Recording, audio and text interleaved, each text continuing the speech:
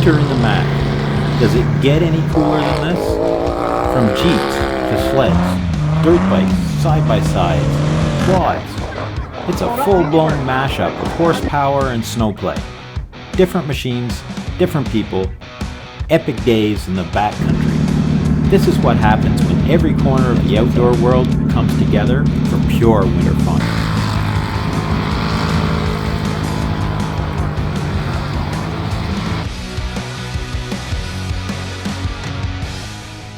Me, Matt, and Richard got an early start, and it's a good thing.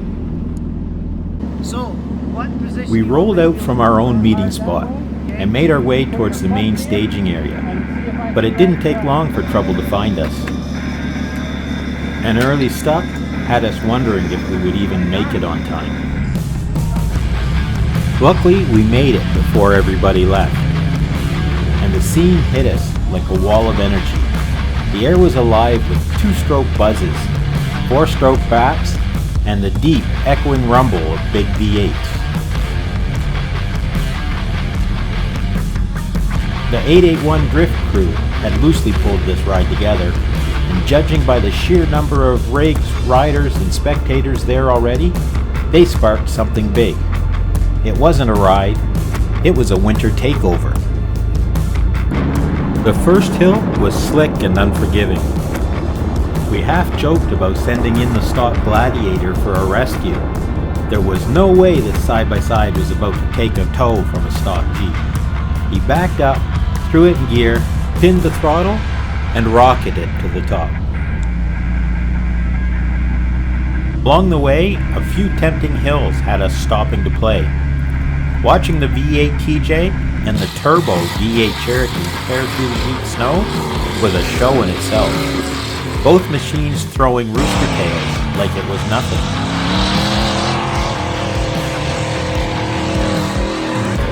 Everything was going smooth until the TJ hit something hard.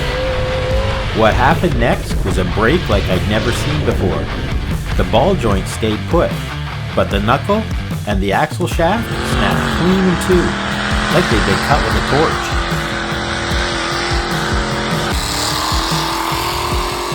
It was interesting watching how each machine handled the terrain.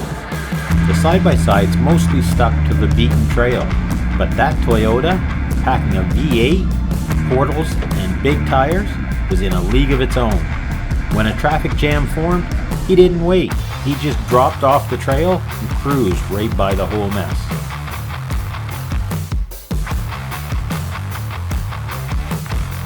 We stopped part way where they had built a fire, and most were standing around socializing. So then the kids got in on the action and started sliding down the trails. Everyone seemed to be having a great day. The second event took things to a whole new level. Not bad.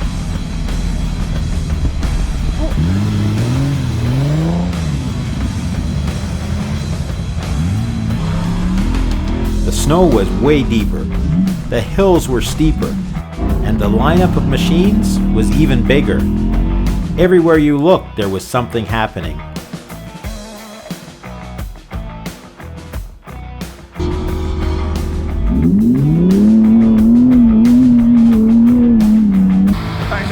Rigs clawing their way up the climbs, side-by-sides blasting donuts on the ice, and the sound of revving engines echoing through the cold air.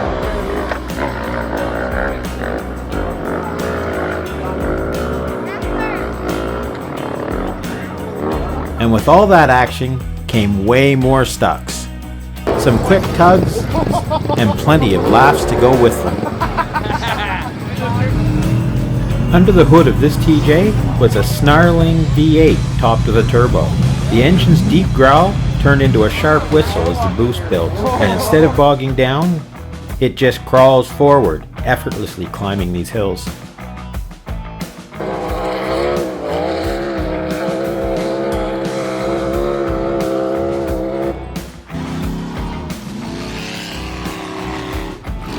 Roxanne is a square body that has earned a reputation out here. If you wheel hard you keep Tyson on speed dial, because Roxanne doesn't just go anywhere, she'll drag you out when nothing else can. Rugged, relentless, and impossible to stop, she's the truck everyone's glad to see when things get ugly. If you're enjoying this adventure, please consider hitting that subscribe button and ringing the bell. It costs you nothing and lets you know the moment our next adventure drops. And don't forget to give this video a thumbs up. It really helps us see what you love and tailor future videos to what excites everyone the most.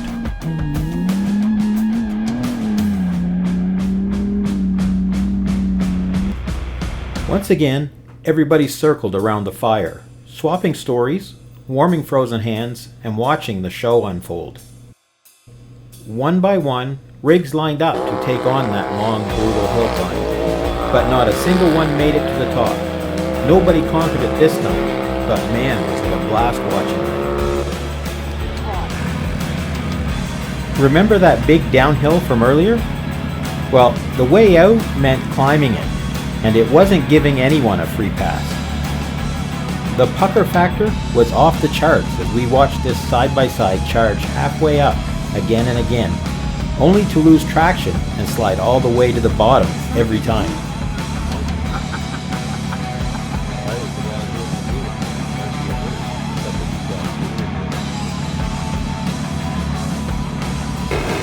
Others tried carving their own lines, engines screaming as they fought for traction, but every attempt ended in frustration.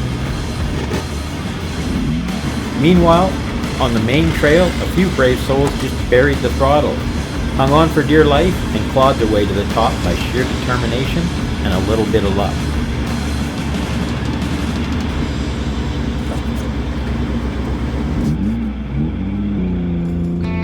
Now it was time to head home, but running that same beat-down trail didn't sound like much fun. So once again, it was me, Richard, and Matt choosing to break our own path.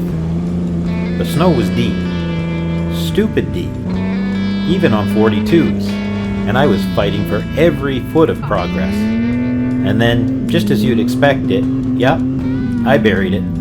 Stuck. Really good. Boys will be boys. Let's go see what he's got on. It's not deep. There's not much room for ego out here. Play long enough, and sooner or later you're going to have to pull cable. And honestly, what better place to do it? Plenty of solid trees within reach, and even a nicely plowed spot, so I didn't have to wade waist deep in the snow for too long. If you're going to need to winch, this was about as painless as it gets.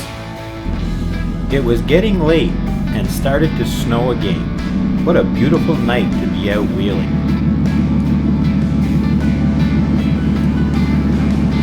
Did you see my message? No. I almost didn't make it. I thought I was going to get sucked right in there. I just was not letting off. No way. I just went...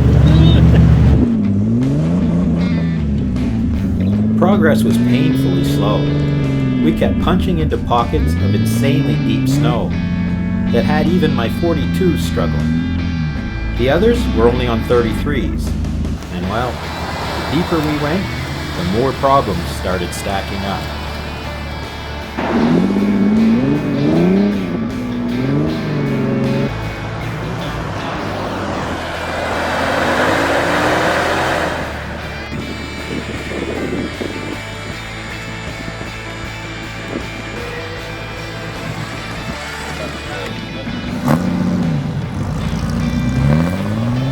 I yanked Richard out, then Richard yanked Matt out, over and over, like a broken record stuck on repeat. We just weren't making any real progress. At least until Richard spotted a line and decided to take point. For a while, it actually worked. He clawed ahead, putting some distance between us, right up until he nosed into another bottomless snow pit. But hey, that's how you learn out here, right? It was super late, and as much as I hate giving up on finishing a trail, staying out here all night wasn't going to do anyone any favors. Wisdom won out over stubbornness, and we took the closest exit to the road. But of course, one last beatdown had to happen. A final stop on the bank was a perfect mic drop ending. What a blast it was. I can't wait to do it over again. But for tonight, we admit defeat.